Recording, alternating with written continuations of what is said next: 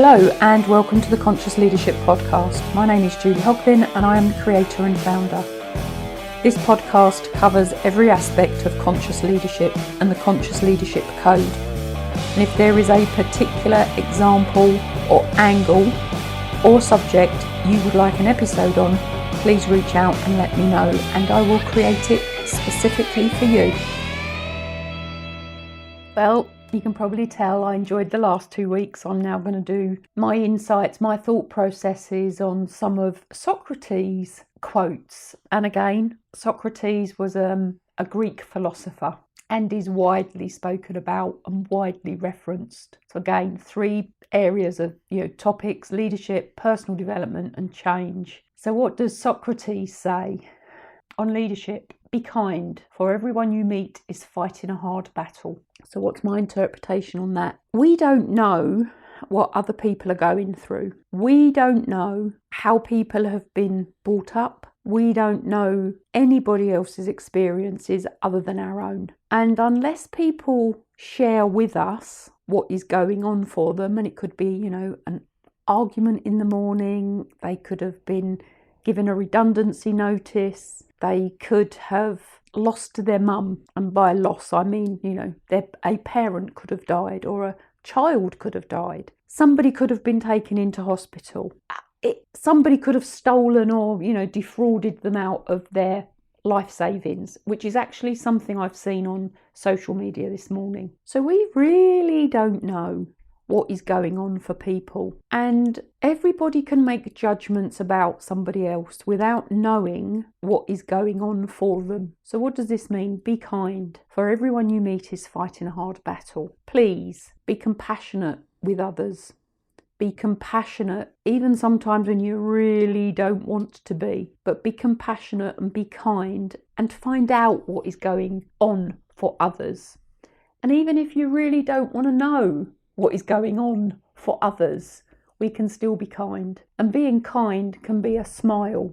Being kind can be looking at somebody in the eyes. Being kind does not have to be hard work. It really doesn't. A smile from a stranger walking down the street can change people's whole days. It can change their whole lives. Being kind and thoughtful through something you see on social media and reaching out to somebody to give them a message can change their world. So be kind, for everyone you meet is fighting a hard battle, and we do not know what that battle is. So let's have another one. I cannot teach anybody anything. I can only make them think. And that's so true, isn't it? If you really think about it. I could teach you everything I know, but I cannot make you put that into practice. All I can do through my teaching is make you think, but you're only going to think if you want to think, because otherwise you're not. So just remember that. I cannot teach anybody anything, neither can you. We can all only make other people think. So how do we make people think to get them to change? Give them some interesting information that will make them think. And fingers crossed, by making somebody think, and we can't make anybody do anything, so please bear that in mind,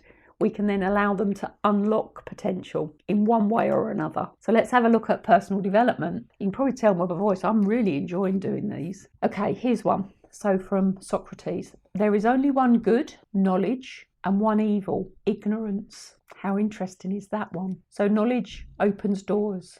Knowledge changes biases. Knowledge reduces judgments. Knowledge increases wisdom. Knowledge unlocks potential.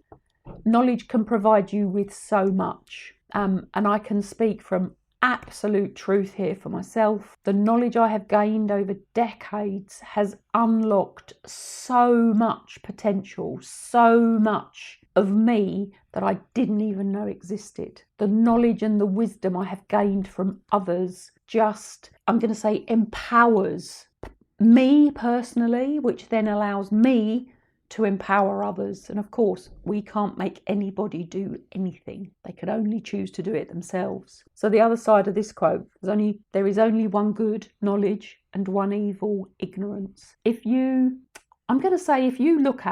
assess the individuals around you, and evil is a really powerful word, but the people that you probably are not agreeing with, you're probably not wanting to associate with, you're probably in disagreement with, is probably, lots of probablys in this one, because they are displaying ignorance.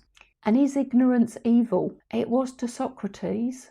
I suppose if people are ignorant and are causing themselves harm or causing others harm through ignorance, could you describe that as evil? I suppose you could in some respects. It's interesting, isn't it? So think about this one for yourself. I could probably go into a lot more depth on this one, and that's not really the purpose of this, but maybe I will do an episode on evil and good. So think about this one. There's only one good, knowledge, and one evil, ignorance.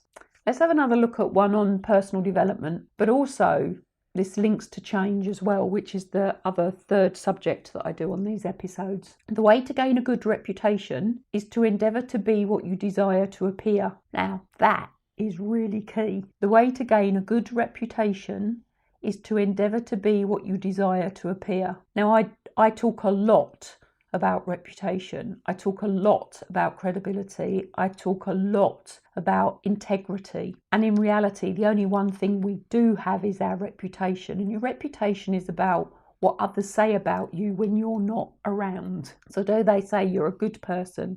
Do they say you're a bad person? Do they say you tell the truth?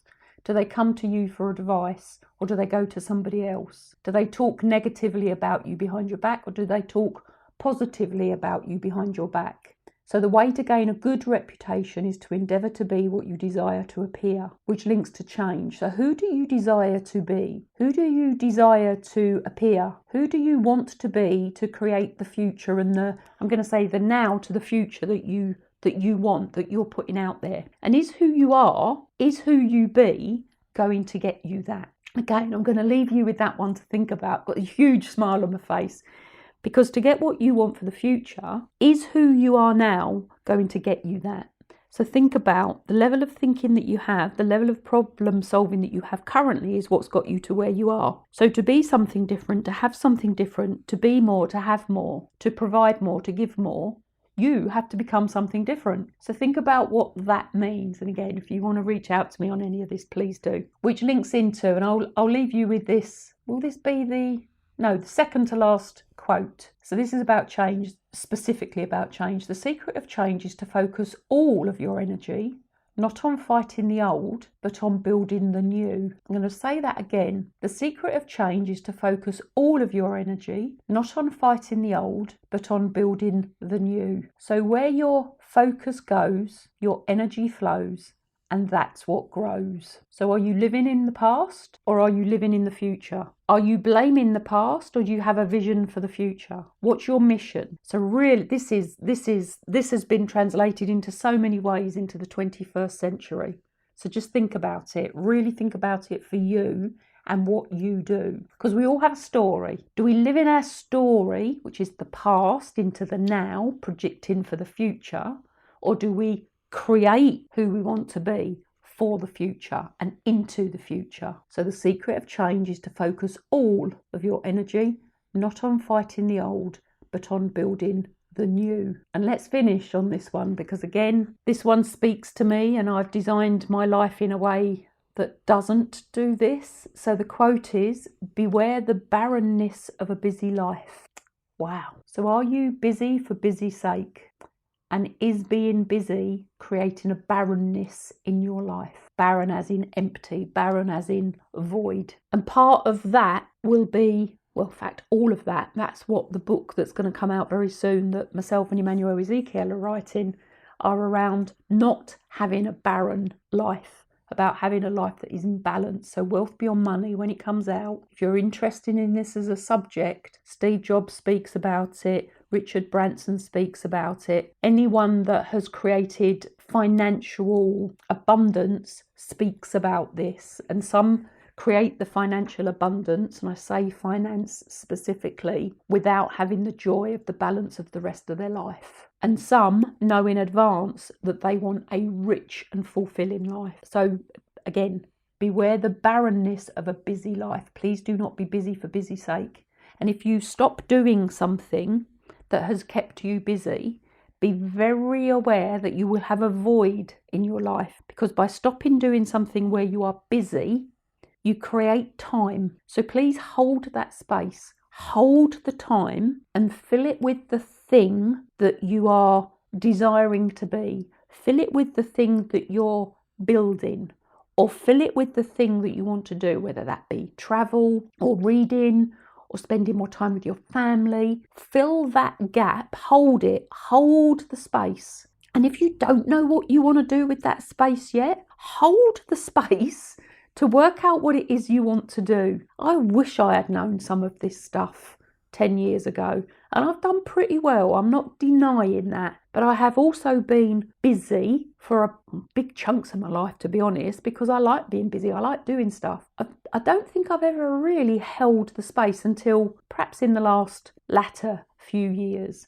I make myself very unbusy. So when an opportunity comes that I then decide whether I want to accept or not, because I can create the opportunity, do I really then want to do the thing that comes up to me through that opportunity? It's a very interesting space to be in when you get there. So again, beware the barrenness of a busy life. If you unbusy yourself, hold the space until you decide what you want to do with that space.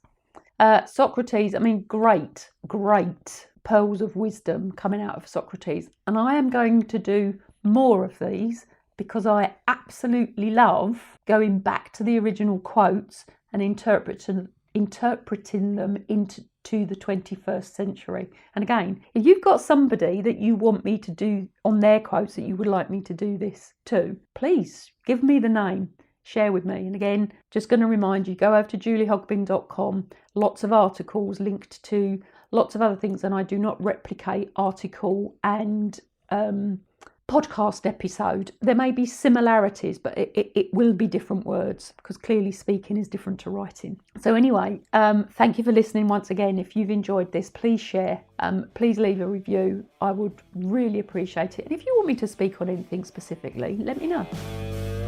Thank you for listening to this episode of the Conscious Leadership Podcast. And if you have found it useful, please leave a review.